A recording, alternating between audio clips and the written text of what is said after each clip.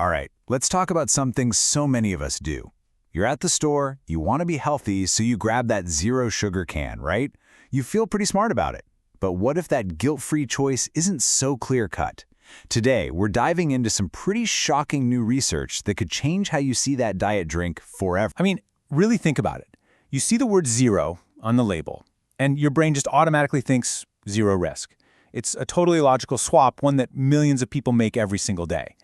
But the big question we're tackling here is, does that logic actually hold up when you put it under the scientific microscope? So first, let's just acknowledge why we all made that switch. It really all comes down to a very simple, very powerful promise. And you can't blame us for believing it, right? I mean, for decades, the message has been hammered into our heads, sugar is bad.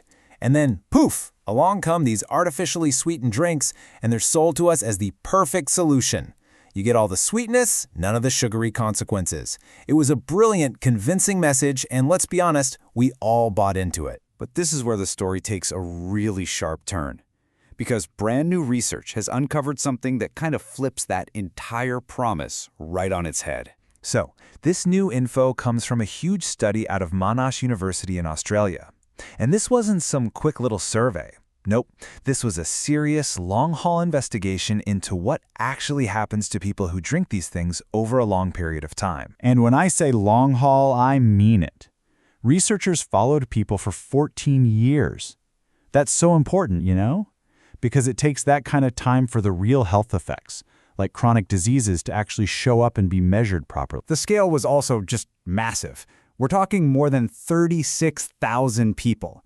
A study this big gives the findings a ton of weight. It makes them really, really hard to ignore. So what did they find after all that time with all those people? Okay, get ready for this, because this is the bombshell finding.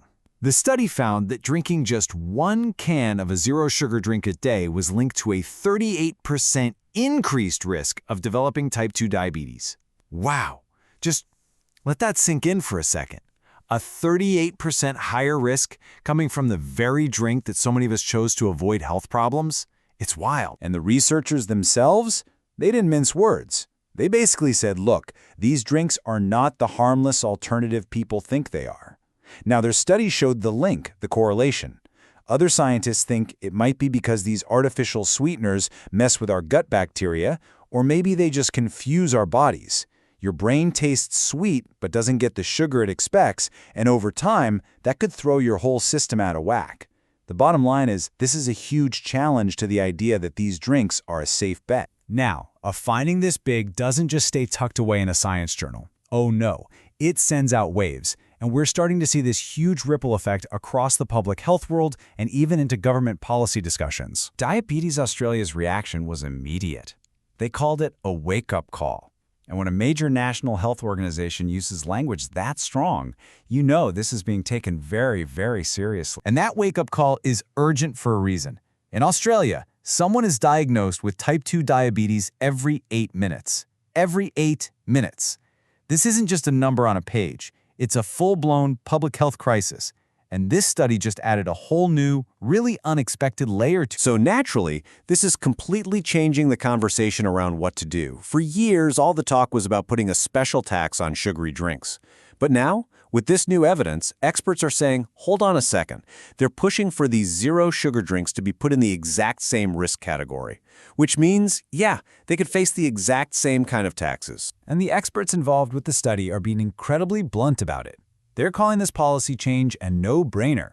Their argument is that the costs, both in terms of people's health and the hit to the economy from the diabetes epidemic, are just so massive that we have to take action against all of these soft drinks. Okay, so after all this pretty shocking data and these big calls for action, you're probably wondering, well, what am I supposed to drink then?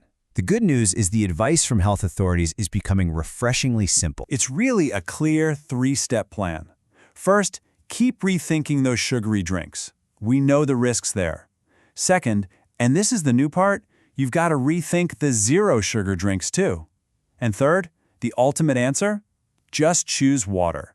It's the only option that's truly a zero-risk, healthy choice, with no strings attached. So really, the big takeaway here isn't just about swapping one can for another. The core message from all this new research is that we need to fundamentally rethink our entire relationship with the soft drink aisle.